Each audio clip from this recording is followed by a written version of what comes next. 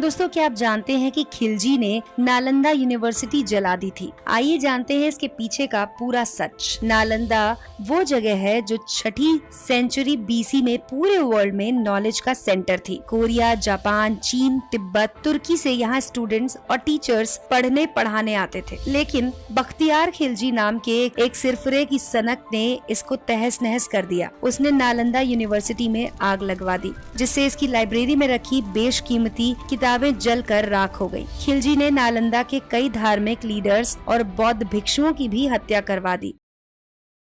दोस्तों, आपका एक बार फिर से स्वागत है टॉप 10 में। तेजी से बढ़ते इंडिया के नंबर 1 एंटरटेनमेंट चैनल से जुड़ने के लिए सब्सक्राइब करें और बेल आइकन को दबाएं। खिलजी कौन था? उसने ऐसा क्यों करवाया? आइए जानते हैं नालंदा का पूरा सच। दोस्तों, 6ठी शताब्दी में हिंदुस्तान सोने की चिड़िया कहलाता था। ये सुनकर यहाँ मुस्लिम आक्रमणकारी आते रहते थे। इन्हीं में से एक था तुर्की का शासक इख्तियारुद्दीन मोहम्मद बिन बख्तियार खिलजी। उस समय हिंदुस्तान पर खिलजी का ही राज था। नालंदा यूनिवर्सिटी तब राजगीर का एक उपनगर हुआ करती थी। ये राजगीर से पटना को जोड़ने वाली रोड पर स्थित है। यहाँ पढ़ने वाले ज्यादातर स्टूडेंट्स विदेशी थे। उस वक्त यहाँ 10,000 छात्र पढ़ते थे, जिन्हें 2,000 शिक्षक गाइड करते थे। महायान बौद्ध धर्म के इस विश्वविद्यालय में ही नयान बौद्ध धर्म के साथ ही दूसरे धर्मों की भी शिक्षा दी जाती थी। मशहूर चीनी यात्री ह्वेंत्सांग ने भी यहाँ साल भर शिक्षा ग्रहण की थी। ये वर्ल्ड की ऐसी पहली यूनिवर्सिटी थी जहाँ रहने के लिए हॉस्टल भी थे। हकीमों के इलाज का खिलजी पर नहीं हुआ असर। कहा जाता है एक बार बख्तियार खिलजी बुरी तरह बीमार पड़ा। उसने अपने हकीमों से काफी इलाज कराया, लेकिन कोई असर नहीं हुआ। तब किसी ने उसे नालंदा यूनिवर्सिटी की आयुर्वेद शाखा के प्रधान राहुल श्री भद्र जी से इलाज करवाने की सलाह दी। लेकिन खिलजी किसी हिंदुस्तानी वैद्य के पास नहीं जाना चाहता था। उसे अपने हकीमों पर ज्यादा भरोसा था। उसका ये मानना था कि हिंदुस्तानी डॉक्टर उसके हकीमों से बेहतर नहीं हो सकते। कई हकीमों से सलाह करने के बाद आखिरकार खिलजी ने इलाज के लिए राहुल श्री भद्र को बुलवाया। खिलजी ने उनके सामने शर्त रखी कि वो किसी हिंदुस्तानी दवा का इस्तेमाल नहीं करेंगे। अगर वो ठीक ना हुआ तो उन्हें मौत की नींद सुला दिया जाएगा। ये सुनकर राहुल श्री भद्र सोच में पड़ गए। फिर कुछ सोचकर उन्होंने खिलजी की शर्तें मान ली। कुछ दिनों बाद वो खिलजी के पास एक कुरान लेकर पहुँचे और उससे कहा कि इसके इतने पन्ने रोज पढ़िए, ठीक हो जाएंगे। दरअसल राहुल श्री भद्र ने कुरान के कुछ पन्नों पर एक दवा का लेप लगा दिया था। खिलजी थूक के साथ उन पन्नों को पढ़ता गया। इस तरह धीरे धीरे ठीक होता गया। लेकिन पूरी तरह ठीक होने के बाद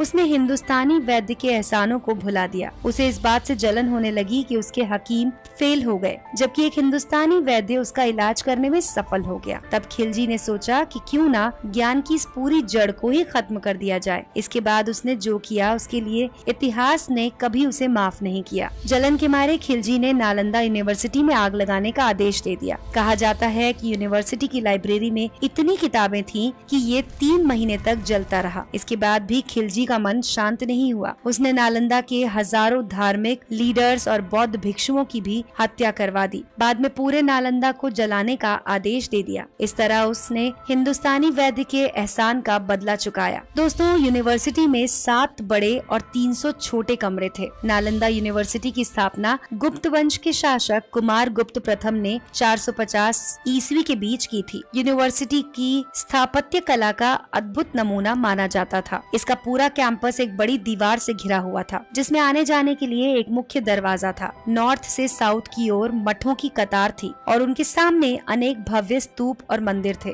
मंदिरों में भगवान बुद्ध की मूर्तियाँ थीं। यूनिवर्सिटी की सेंट्रल बिल्डिंग में 7 बड़े और 300 छोटे कमरे थे, जिनमें लेक्चर हुआ करते थे। यूनिवर्सिटी का पूरा प्रबंधक कुलपति या प्रमुख आचार्य करते थे, जिन्हें बौद्ध भिक्षु चुनते थे। शेयर करें और इम्प्रेस करें अपने दोस्तों को। कल फिर हाजिर होंगे एक नए वीडियो के साथ। तब तक के लिए जुड़े रहें टॉप 10 के साथ।